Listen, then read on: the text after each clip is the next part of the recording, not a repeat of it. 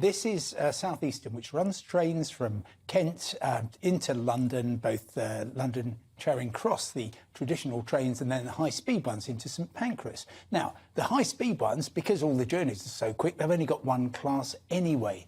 And a lot of the shorter suburban runs into South East London are same, they haven't got first class. But on trains such as London to Canterbury, to Ashford, to Margate and Dover and so on, they have had a first class carriage. That is now going.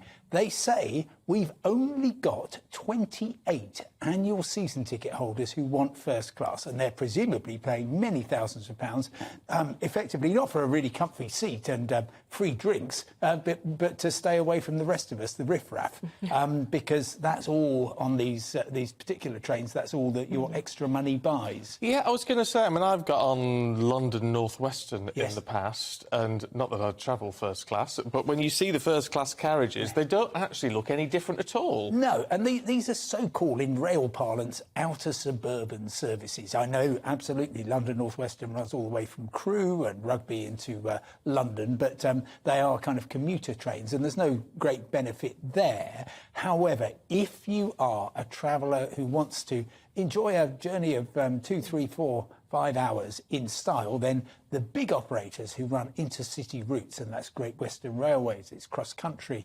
Avanti West Coast, East Midlands Railway and LNER, they will keep first class, and that will include generally the chance to get tea and biscuits at your seat, and indeed in some cases something rather stronger to drink, and maybe even a full meal. And one wonders how long that will last. You know, is perhaps this the beginning of the end for first-class rail travel? Very good question. It will certainly, I think, accelerate those operators where there isn't really much difference, because this is all about, says South Eastern, creating more space. They say they'll be able to get an extra 11,000 seats a day on their trains by removing the first-class dividers and making everything more efficient, and giving people who are just buying ordinary tickets more chance of finding a seat.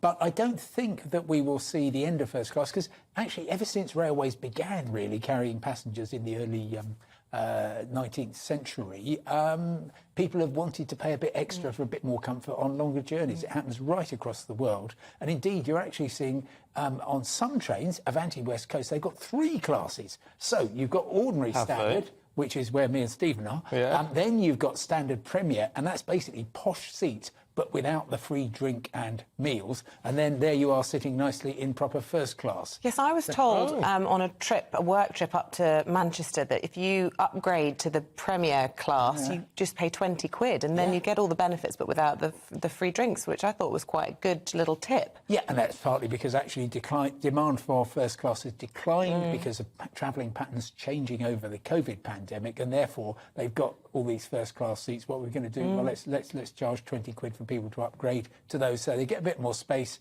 If you're a traveller on your own, you might feel more comfortable. So that, I think, will continue, but we're still a long way away from India, where there's about 17 different classes. Oh, wow. It's wonderful. Indian Railways, the best travel organisation in the world, but trying to find the right class on the right train is always an exciting task. What are the state of the railways at the moment? Because this seems, on the surface, this seems like the next step in a decline. We've had the pandemic, then we've got all the strike action. People haven't been going back on the trains in the same way as they were anyway, people working from home and all the rest of it.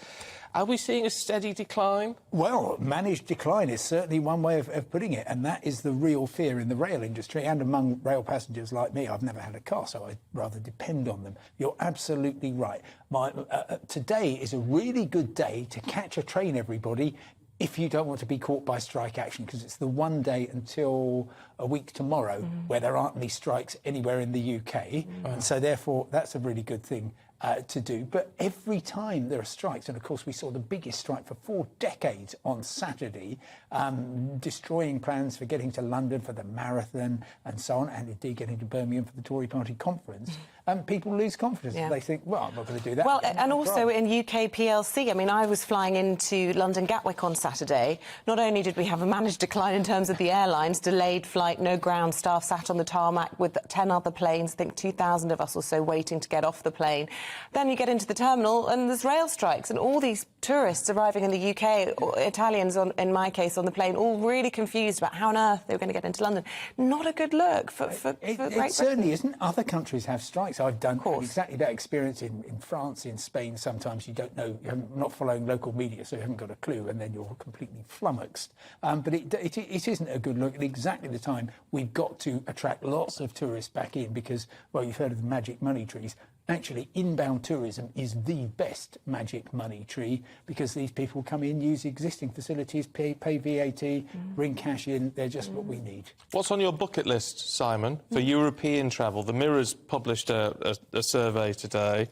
For Brits, Northern Lights, Pompeii, Lake Como are the top three, I think, followed by the Colosseum in Rome. Yeah. Oh gosh, I'll tell you. I mean, you've probably been to them all. Well, I have been lucky enough to spend my entire career on holiday pretending to work. Yes. So that does help. No, I'll tell you exactly, top of my list, it's the beautiful Ukrainian city of Odessa.